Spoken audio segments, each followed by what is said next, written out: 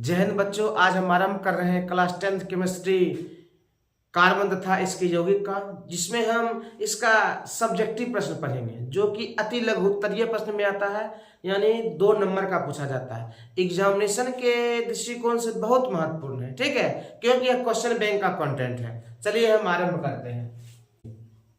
Alkene का समान सूत्र का मतलब समझते हैं।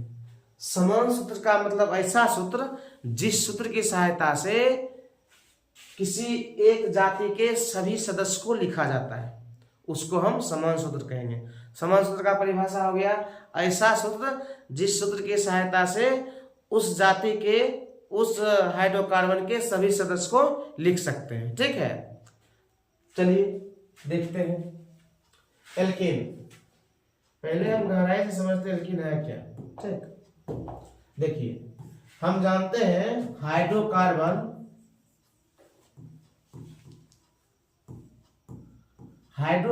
समानतः 3 प्रकार के होते हैं। कितने प्रकार के होते हैं? 3 प्रकार के। हाइड्रोकार्बन कितने प्रकार के होते हैं? 3 प्रकार के होते हैं। पहला है एल्केन, दूसरा है एल्कीन, तीसरा है अल्काइन, ठीक है। एल्केन, ठीक है। हिंदी में लिखे एन और एन आता है हिंदी में, इसको लिखेंगे एल्कीन हिंदी में, और इसके लिखेंगे एल्काइन, ठीक है। यही है एल्कीन, यानी कि ये वाला एल्कीन का समान सूत्र लिखना है। चलिए, एल्कीन के बहाने से हम तीनों हाइड्रोकार्बन का जो प्रकार है एल्केन, एल्कीन, एल्काइन, सभी का समान सूत्र लिखेंगे, चलिए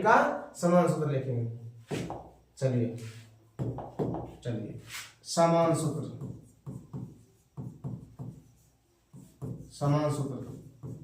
पहले ही हम आपको बता चुके हैं। समान सूत्र का मतलब ऐसा सूत्र जिस सूत्र की सहायता से उस श्रेणी के सभी सदस्य को लिखा जा सकता है, ठीक है। चलिए, तो एल्केन का समान सूत्र होता है CnH2n+2, याद रख लेना, ठीक है। एल्कीन का समान सूत्र होता है CnH2n, याद रख लेना है। फिर एल्काइन का समान सूत्र होता है CnH2n-2, ये याद रख लेना है। और इसमें क्या होता है, इसमें एल्कीन में तथा एल्काइन में कार्बन की संख्या कम से कम 2 होना चाहिए। कार्बन की संख्या कम से कम 2, यानी कि n बराबर कम से कम 2 होना चाहिए। कम से कम 2 होना चाहिए या अधिक होना चाहिए, 2 या अधिक। इसमें भी n बराबर 2 हो या अधिक हो, ठीक है। चलिए, एल्केन लिखते हैं। यदि हम n का मान यदि हम 1 रखें, n का मान क्या रखें? 1 रखें, ठीक है। क्या हो जाएगा? n का मान 1, H2n यानी 2 2 4 H4, ठीक। यदि हम n का मान 2 रखें, हो जाएगा C2, यानी कि इसमें देखें हाइड्रोजन की संख्या 2n 2 गुना से +2 यानी कि 2 अधिक, कार्बन की संख्या 2 है तो 2 गुना से 2 अधिक, 2 गुना 4, 2 अधिक 6, ठीक है। फिर देखते हैं, यदि हम कार्बन की संख्या 3 ले, यानी कि n बराबर 3 ले, तो हाइड्रोजन की संख्या देखते हैं क्या होता है? 2n+2, 2 गुना से 2 अधिक, हाइड्रोजन की संख्या 2 गुना 3 है कार्बन, 2 गुना 4, 2 अधिक 8। यदि कार्बन की संख्या 4 है, 2 गुना 2 अधिक, 2 गुना 8, 2 अधिक 10, यानी कि पूरा उसके सीरीज को हम बना सकते हैं। यानी कि CH4, C2H6, C3H8, C4H10, यानी कि ये कैसा हो गया? ये एल्केन हो गया। क्या हो गया? एल्केन हो गया। अब एल्कीन में चलते हैं। इसमें कम से कम कार्बन 2 होना चाहिए, यदि C2, ठीक है। एल्कीन में होता है क्या? हाइड्रोजन की संख्या 2n मतलब 2 गुना। यदि कार्बन 2 है, हाइड्रोजन 2 गुना क्या हो जाएगा? 4 हो जाएगा। यदि कार्बन 3 है, हाइड्रोजन 2 गुना 6 हो जाएगा, ठीक है। यदि कार्बन 4 है, हाइड्रोजन 2 गुना कितना हो जाएगा? 8 हो जाएगा। चलिए, इसमें चलते हैं एल्काइन में। यदि कार्बन 2 है, 2 गुना से 2 कम होता है, 2n-2, कार्बन 2, 2 गुना 4, 2 कम 2, C3 3 का 2 गुना, अच्छा 2 कम 4। ठीक है, अब देखते हैं कार्बन की संख्या हम 5 ले लिए, 2 गुना 10 2 कम 8, यानी कि C5H8। यानी कि समान सूत्र की सहायता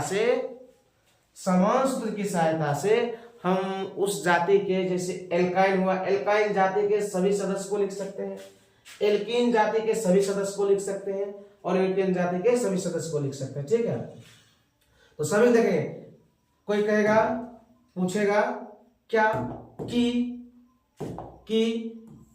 एल्केन का समान सूत्र क्या आ जाएगा, CnH2n+2। एल्कीन का समान सूत्र CnH2n। ठीक है, एल्काइन का समान सूत्र CnH2n-2। याद रहेगा, एग्जाम में हमेशा बार बार पूछता है। ठीक है, एक बार और, एल्केन का समान सूत्र CnH2n+2, एल्कीन का समान सूत्र CnH2n, एल्काइन का समान सूत्र CnH2n-2।